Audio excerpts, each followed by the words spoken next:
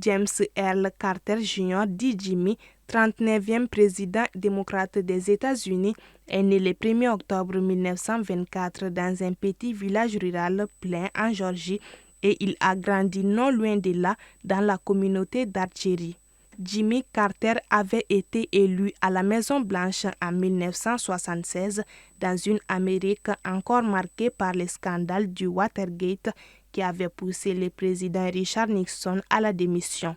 Artisan des accords de Camp Davis qui ont abouti en mars 1979 à la signature du traité de paix israélo-égyptien, le 39e président des États-Unis avait été vivement critiqué dans son pays lors de la prise d'otage des 52 Américains à l'ambassade américaine de Téhéran par quelques 400 étudiants le 4 novembre 1979 dans le siège de la révolution islamique.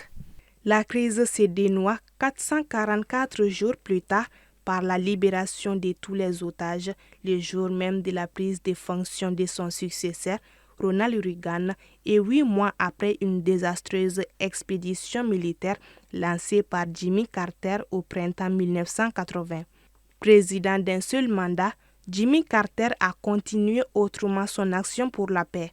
En 1982, il devient un professeur émérite à l'Université d'Atlanta en Georgie et crée une fondation, The Carter Center, dont le but est de résoudre les conflits internationaux, promouvoir la démocratie, protéger les droits de l'homme et lutter contre les endémies et autres maladies, ainsi que favoriser l'autonomie alimentaire. C'est ainsi que le président Carter, à travers sa fondation, a été nommé médiateur dans différents conflits, notamment en Éthiopie, Érythrée, en Corée du Nord, au Libéria, en Haïti, en Bosnie, au Soudan, au Grand Lac en Afrique, au Venezuela, au Népal, entre l'Équateur et la Colombie.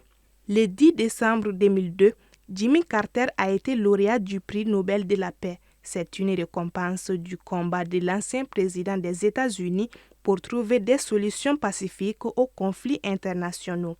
Jimmy Carter avait annoncé en 2015 qu'il souffrait d'un cancer du cerveau et bénéficiait de soins à domicile depuis près de 2 ans. Après une série d'hospitalisations, il avait en février 2023 choisi de passer le temps qu'il lui restait chez lui entouré de ses proches. Il y recevait des soins palliatifs jusqu'au jour de sa mort, le dimanche 29 décembre 2024, à l'âge de 100 ans. Ses successeurs ont rivalisé d'hommages, Joe Biden demandant aux Américains de juger la vie de Jimmy Carter à l'aune de ce qu'il fait, et Donald Trump observant que l'ancien président avait travaillé dur pour que l'Amérique soit meilleure.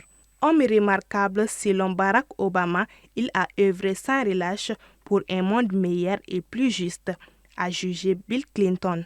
Ce qu'il a accompli inspirera des générations d'Américains, a salué pour sa part les républicains George Walker Bush.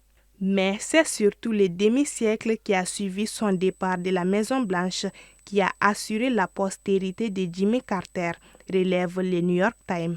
Avec son décès, les États-Unis disent adieu à un dirigeant dont la carrière reflète l'engagement, l'intégrité et les efforts incessants pour rendre le monde meilleur, estime la Repubblica au Pérou.